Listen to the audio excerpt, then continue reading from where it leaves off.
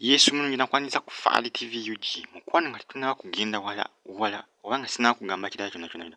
Mukwano twakoze firimu endala emanyikiddwa nga Obuwuulu. Osobola okugenda ku YouTube n'oteekamu Obuwuulu era nga kati essaawa eno tuli ku episode 1 bagiyita Obuwuulu. Eno ekulaga engeri abasajja abatalina bakyala gye engeri gye bayitamu obulamu bwabwe engeri gye butambula bagiyita Obuwuulu episode 1. Osobola okugenda ku YouTube n'oteekamu Obuwuulu episode 1. Kijja kuba kitambulira mu episode kinnayuganda kikambwe nnyo kinyuma ebitagambika. Osobola okugenda n'oteekamu ku YouTube Faali TV UG n'oyingira mu channel munda n'osubscribing kinnayuganda ojja kuba okifuna, oba osobola okugenda ku YouTube direct n'oteekamu Obuwuulu Obuwuulu episode 1 ojja kuba okifuna bulungi nnyo. Mukwano kitambulira mu episode episode 1 eteekebwayo olunaku olwaleero. Kinnayuganda kirungi nnyo kikuzannyirwa Beka Fives ne munne omulala. Kinnayuganda kirimu basita abazannya obulungi. Faali TV UG.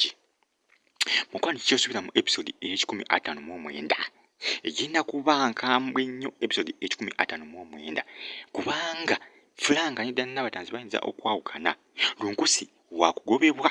Lunkusi nabanga ajja okugobebwa. Lunkusi ayinza okugobebwa kuba kati Paul awulira yeetamiddwa mwana muwala ono engeri gy'ayisaamu abaana be kussa naye okumutyoboola omuli okumuboggolera. Mukwano mulindirire episode ekitundu ekye159 ekitundu ekye159 ngambye tulina firimu yaffe bagiyita Obuwuulu. Tuli ku episode 1 Obuwuulu. Ogenda ku YouTube n'oteekamu Obuwuulu episode 1 ojja kuba ogiraba bulungi nnyo.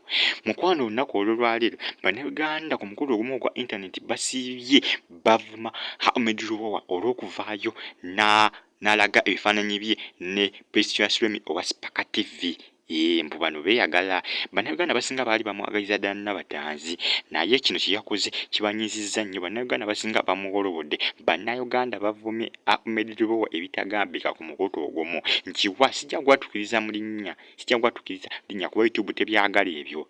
YouTube ye tetera bikola. Omukutu ogwo mwena mugumanyi. Bavumye Ahmed Lubowa olw'okukakana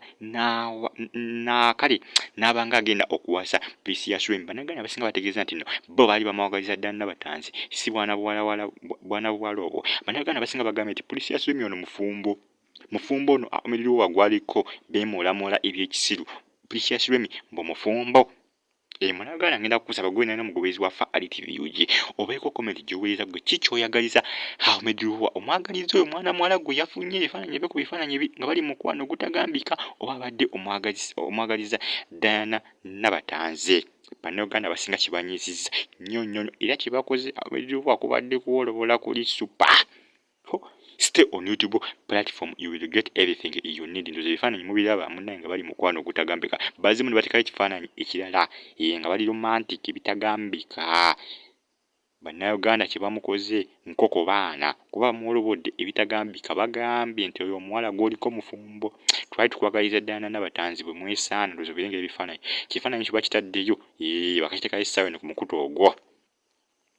Faali TV UG subscribe comment ka ku video eno mukwano gwe kikyoteesa wamma omwagaliza ddala Nabatanzi oba Ahmed Lubowa omwagaliza Precious Remy gwe baako kyoteesa baako comment gyowa. Faali TV UG mugambye bannayuganda kye bamukoze kibadde kikambwe abasinga bamulangidde nti aliwo okuzungazunga mu baana bawala. Kikambwe maama. Faali TV UG subscribe mukwano baako kyoteesa ku video eno gwe omwagaliza ddala Nabatanzi oba Precious Remy temusubwa Obuwuulu episode